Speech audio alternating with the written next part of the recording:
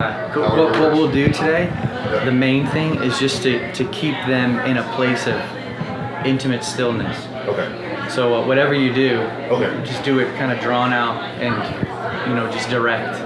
Okay. To the Lord. The only thing that bothers me when I go different places is when we sing about us. Yeah. We'll just go straight up, adoring Him. You're beautiful. You're lovely. You're holy. It'll stay right in there.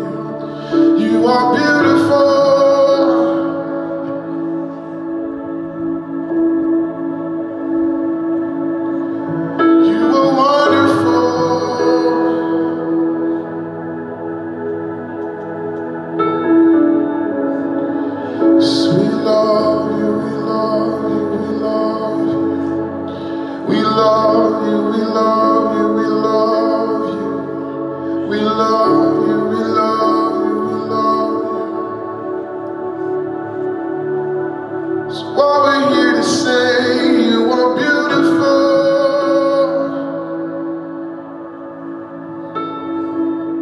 Whatever you need to do to just forget everybody else, do that. To create a solitude is very important, because if you're conscious of other people, then you're going to block your consciousness of God. And everything that God wants to do with you today is going to be connected to your consciousness of His person. There's nothing to do but to look. To look and lay, and let Him pull you closer and enjoy you, and you enjoy Him. That itch to move on stems from our internal desire for something more than just Him.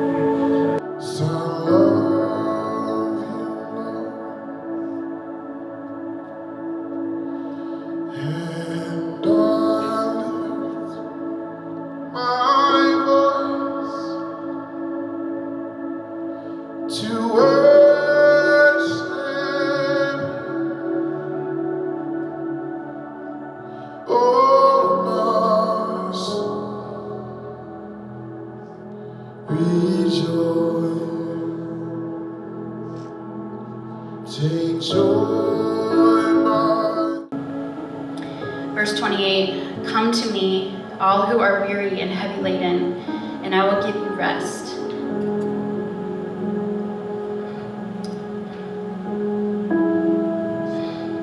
Take my yoke upon you and learn from me, for I am gentle and humble in heart,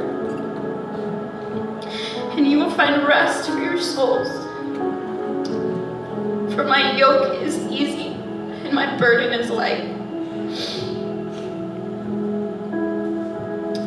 And I just began to cry, and I felt like He wanted me to actually see a yoke.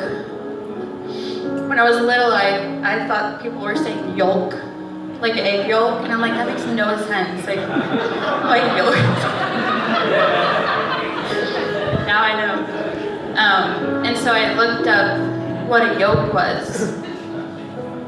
And for him to use that illustration, yokes are big wooden, made of cedar things you put on your shoulders for oxen. There's two oxen, and that's how they steer them. But then, the human ones were made, they had buckets on either side carrying water. That can't be enjoyable. And just think about that.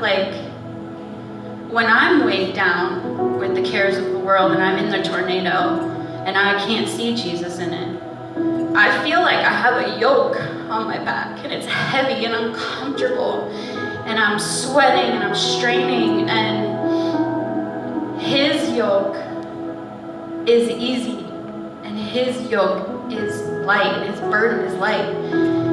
And every time I enter into His presence with my yoke, the yoke that I put on my back, He takes it off. And I can breathe again.